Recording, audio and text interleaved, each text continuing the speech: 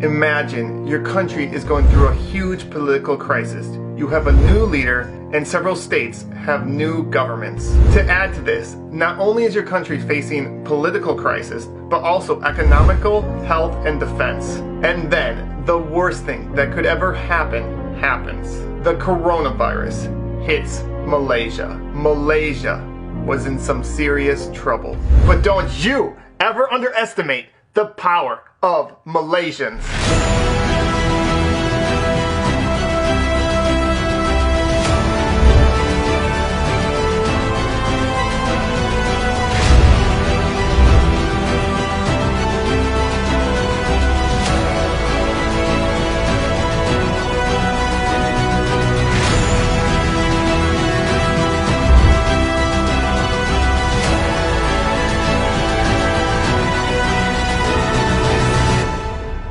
Here are 15 ways that Malaysia did the impossible. Number 15, donations and volunteer organizations.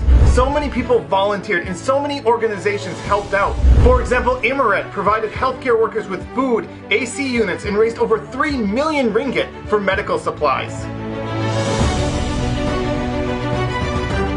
Number 14, top doctor. Dr. Noor Hussam Abdullah has been ranked one of the top doctors in the entire world at fighting the coronavirus. And not only does he present accurate facts, he's able to do it in a way that gathers support and also keeps people calm as he does it.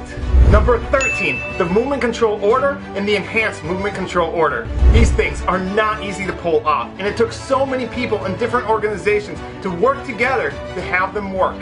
Number 12, indirect volunteers. There are so many people that helped out and volunteered and did so many different things like food delivery. Number 11, building temporary hospitals. Malaysia was able to build temporary hospitals very efficiently and quickly. For example, the largest agro park in Asia was able to be built into a hospital in 3 days. Number 10, the Tublai cluster. The Tublai cluster complied with any order from MOH, and they never complained even though they had to wait long hours in the heat.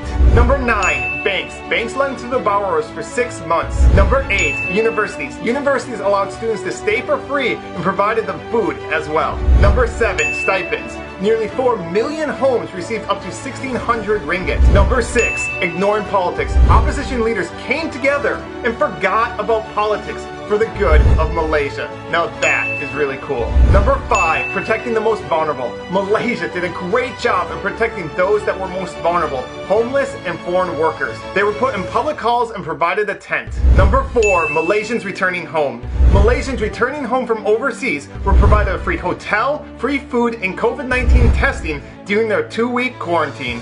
Number 3, respect for frontline workers. I've never seen so much respect and love for frontline workers. It was so beautiful to see all the support Malaysians gave to the frontline workers. Number 2, fixing the PPE shortage for frontline workers.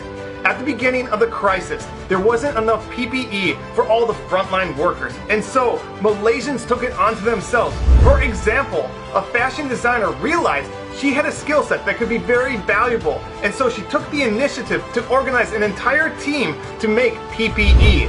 Prisoners made PPE, college students made PPE, even a Malaysian born with no arms didn't let that stop her from making PPE. And number 1, most important, is teamwork. It didn't matter if you were a celebrity or an average person. It didn't matter your social status. It didn't matter your gender, your religion, your ethnicity. All Malaysians came together for the better of Malaysia.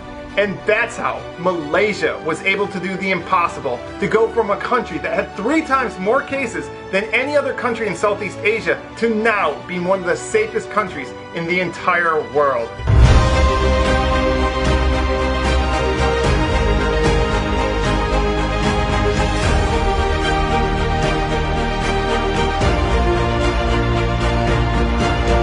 And lastly, I'd like to thank all the Malaysians that helped make this video possible. So many of you wrote to me, sent me videos and pictures, and specifically Pacific Baku, who's a motorcycle rider, let me take lots of his footage, along with Q Productions, who took beautiful drone shots. And you can find links to their channels in the description. So thank you to all of you who helped make this video possible.